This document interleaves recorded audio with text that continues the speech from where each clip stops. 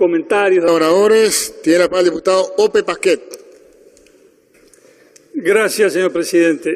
En el seno de la bancada del Partido Colorado hemos considerado en la tarde de hoy la denuncia oportunamente formulada por el señor diputado Trovo y en función de una serie de consideraciones que no pretendo resumir en su totalidad, sino solo señalar en sus aspectos más importantes, hemos decidido acompañar el planteo y votar a favor de la constitución de esa comisión investigadora. Porque todos sabemos que desde hace mucho tiempo que estos negocios con Venezuela están bajo sospecha. No ha hablado de ello solamente el señor diputado Trovo. En la prensa se pueden encontrar, si se rastrean, un montón de comentarios, de referencias, de que se insinúan dudas acerca de cómo fue que determinadas empresas llegaron a quedar en una posición de privilegio para actuar como intermediarias en negocios cuantiosos. Entonces, si está instalada la sospecha, ¿qué es lo mejor? ¿Dejarlas allí donde están y decir acá no se toca nada, no se investiga nada? ¿O abrir las ventanas, permitir que entre la luz, investigar a fondo y determinar a ciencia cierta si hay elementos que merezcan alguna clase de reproche o si no los hay para terminar con todo esto? Nos parece muy claro que la decisión de la Cámara tiene que ser a favor de la transparencia, no a favor de la opacidad. Si hay elementos irregulares, que se sepan, y si no los hay, que se sepa también, porque lo peor para el sistema político, para el prestigio de la democracia, es que se planteen dudas, se planteen sospechas y quede todo oculto, sin saberse realmente quién tiene la razón, sin saberse realmente dónde está la verdad. Para saber esto hay que investigar, y no hay otra vuelta, señor presidente.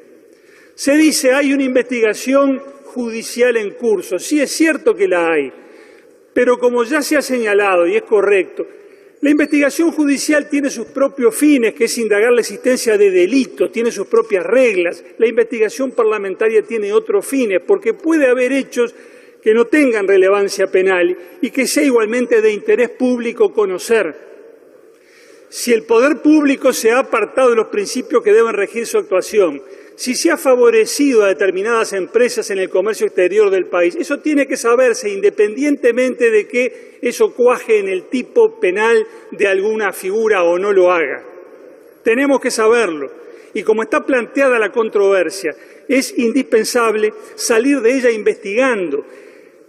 En el curso de estos minutos de debate se han manejado elementos acerca de los cuales no podemos formar una opinión acabada. Algunos dicen se han pagado sobreprecios y presentan cuadros con datos, que el arroz tanto, que el arroz de tal otra calidad, que la leche, que esto y que aquello. Y otros dicen no se han pagado sobreprecios y plantean otros cuadros más o menos parecidos que arrojan otros resultados. ¿Cómo salimos de la duda? ¿Podemos decir que tenemos hoy acá a disposición de nosotros elementos de juicio como para decir el cuadro que presentaron los denunciantes es el correcto o el cuadro que presentaron quienes se oponen a la formación de la comisión investigadora es el correcto? No tenemos esos elementos, señor presidente. Eso se determina con precisión investigando, llamando a organismos técnicos, a autoridades en la materia que nos digan, mire, las cifras de comercio internacional son estas, son aquellas, aquí efectivamente hay un precio que supera el promedio, aquí no lo hay, esto se explica por esto se explica por aquello y esto otro no tiene explicación. Esas son las cosas que se obtienen en una comisión investigadora parlamentaria y eso es lo que tenemos que buscar. Lo que genera la perplejidad, la duda, lo que instala la sospecha es que hay una empresa acá, esta Aire Fresco tantas veces mencionada, que aparece ubicada en una posición de privilegio en el comercio con Venezuela, que aparece como un intermediario importante en ese negocio, concertando negocios por cifras realmente significativas. Creo que alguien hablaba, lo hacía el señor diputado Querejeta, de 180 millones de dólares. Vaya si es una cifra importante. Vaya si 180 millones de dólares son importantes. ¿Y qué sucede? Sucede que esa empresa, según lo que afirma el diputado Trovo, y yo no lo puedo afirmar porque no me consta y para eso hay que investigar, se habría constituido recién en el año 2007 y no habría tenido actividad hasta el año 2011. ¿Eso es cierto o es falso? Digo, porque si eso es cierto, yo no entiendo cómo una empresa sin antecedentes empresariales, sin prestigio, puede llegar a concertar negocios de ese volumen, de esa importancia, y hacerlo después de haberse sentado a la mesa con los presidentes para firmar un acuerdo comercial determinado, o 2 acuerdos, mejor dicho. Yo no creo que sea tan fácil llegar a esos cenáculos oficiales y cuando se sientan los presidentes a firmar acuerdos de enorme importancia para sus respectivos países, estar allí, estar presentes y firmar acuerdos comerciales, una empresa sin antecedentes empresariales y que eso ocurra porque sí, eso tiene que pasar por algo. Y hay una serie de elementos que apuntan a una explicación que no tiene que ver con el pretendido prestigio comercial de Aire Fresco, sino con sus vinculaciones políticas.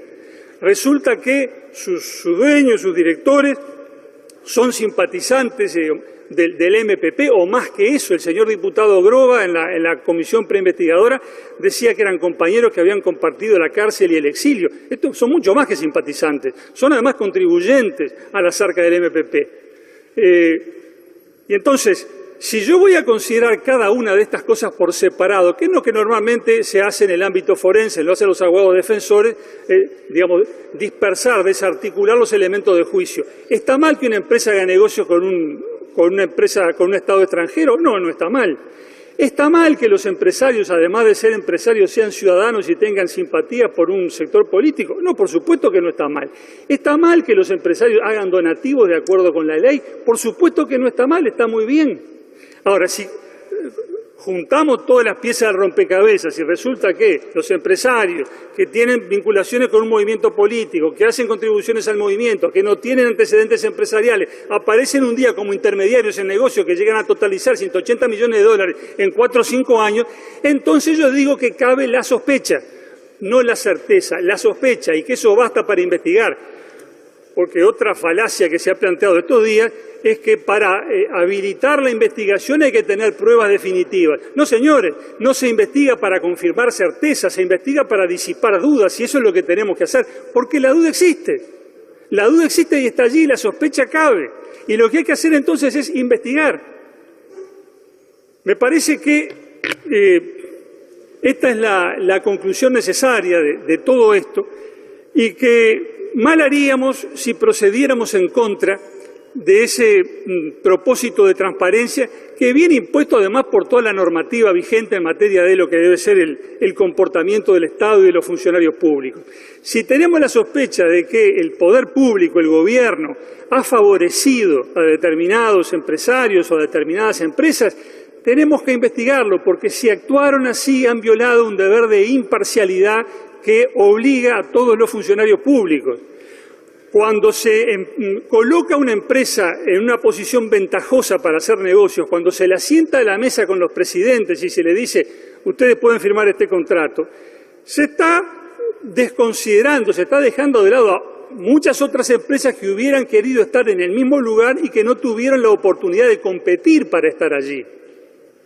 Las normas que rigen al gobierno uruguayo lo obligan a actuar con imparcialidad, a no preferir a unos en desmedro de otros, a dar a todos un tratamiento equitativo. Es lo que tenemos toda la impresión de que en este caso no se ha hecho, de que hay empresas que han sido favorecidas, que han sido privilegiadas. Si el gobierno procedió de esa manera, violó el deber de imparcialidad. Y cuando se viola el deber de imparcialidad y de esa manera se le permite a alguien obtener provechos económicos importantes, se está configurando la corrupción en los términos en que lo define la ley 17.060 y el decreto 30 del año 2003 que reglamenta esa ley. Corrupción es usar el poder público en forma indebida para generar para sí o para otro un provecho económico. Si a estas empresas las pusieron a la mesa de los presidentes para hacer esos negocios suculentos, sin fundamento, sin haber dado oportunidad similar a otras empresas, pues entonces se ha hecho uso indebido del poder público. Y si eso ocurrió, nosotros tenemos que saberlo, para que la opinión pública lo sepa y para que después, en su caso, podamos aportar los elementos resultantes de esa investigación a la justicia. Eso sí cabe, porque puede no caber y ser igualmente relevante desde el punto de vista político las conclusiones a las que se haya llegado. Me parece que lo que tenemos que buscar es la transparencia, es la claridad, para darle a los ciudadanos la certeza de que en la República nada se oculta y que cuando hay negocios importantes y sospechas instaladas, el Parlamento investiga.